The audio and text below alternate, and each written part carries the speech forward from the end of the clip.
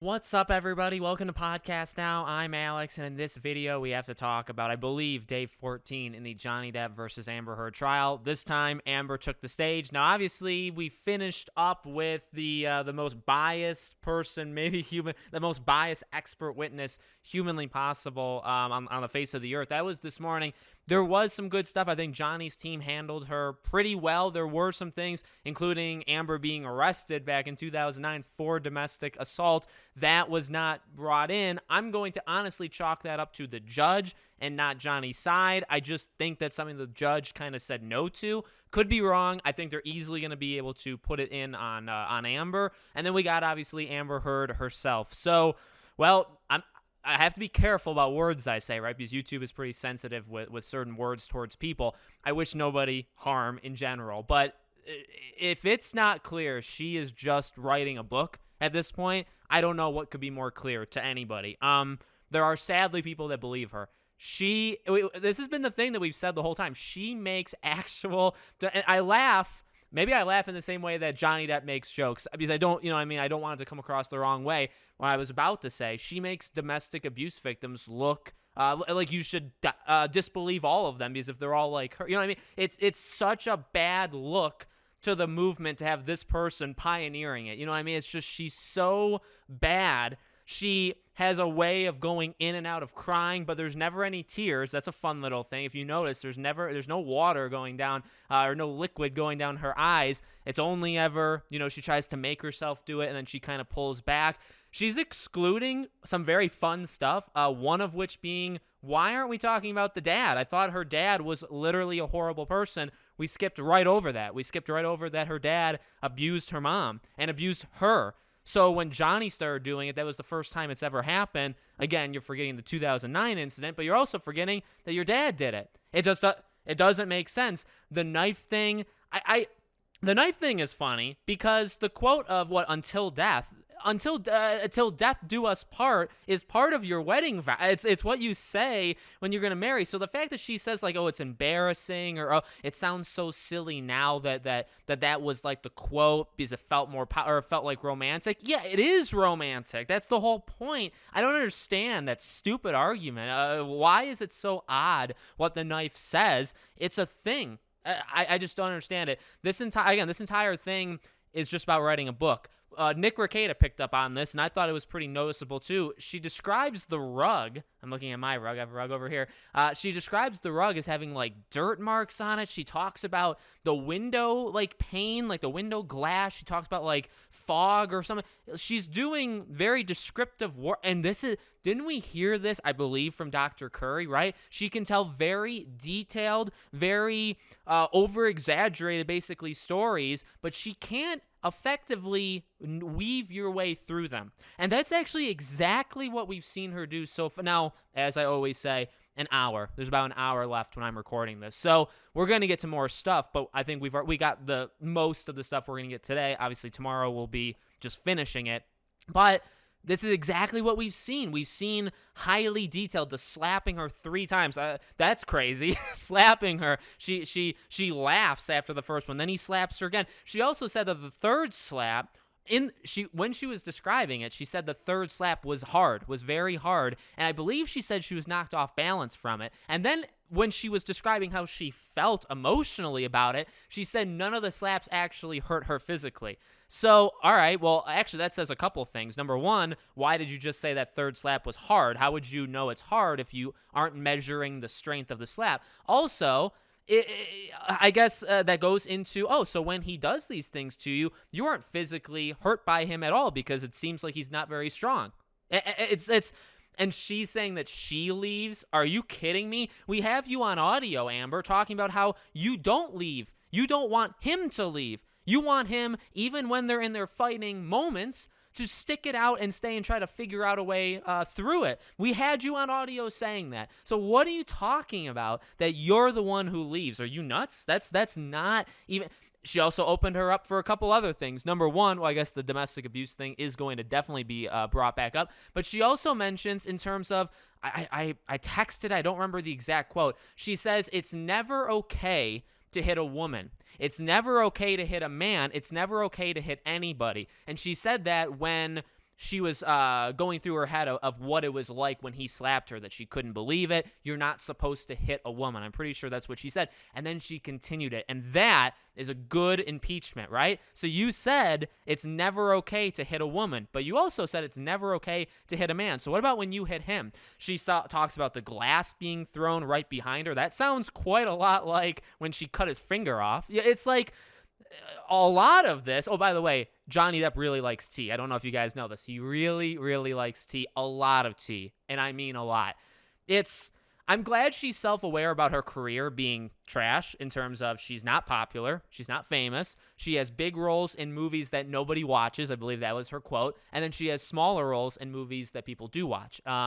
Even though Aquaman, Mara is a big part of it, and Aquaman 2, she'll be less of a part of it, and hopefully she's kicked that all together. She's funny. She's well, I don't know. Again, I hope me laughing, by the way, it's just my personality. I don't think really any of this stuff is funny. I think it's disgusting. I think the stories she's telling are wildly exaggerated or didn't happen at all.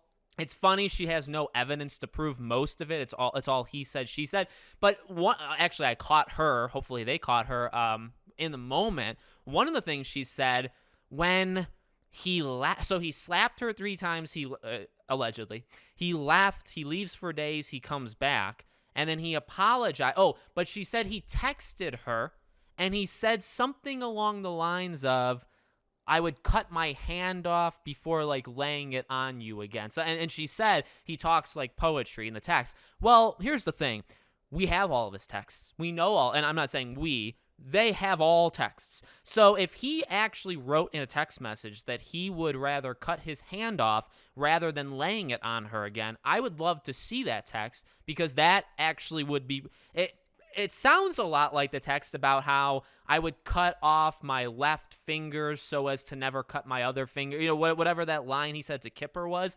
It sounds almost exactly like that, firstly, doesn't it? Same thing with the bottle or the glass, the breaking. She says it threw, it broke right behind her, and she thought, wow, that could have hit me. All these stories sound almost exactly like what he said, and it's just her saying it now. But again, if you have a text message that says that, why haven't we seen it? And in fact, we know for a fact there is no text message, because they would have shown it while she was talking. They would have said, okay, now let's show the text. They were also trying to get her on those slaps, and then she says, well, it happened repeatedly. I mean, he literally was slapping me daily. He would push me daily. And then the crazy cat lady lawyer was trying to get a picture shown to the jury where she has marks in terms of they were trying to connect that instance she was talking about, that night she asked about the tattoo and he slapped her 3 times. They were trying to connect that with a random picture of her. But the thing is, she messed it up. She didn't know where the picture was from. She didn't know the date. She didn't know the situation. She said, which scene is that? Or something in regards to scene.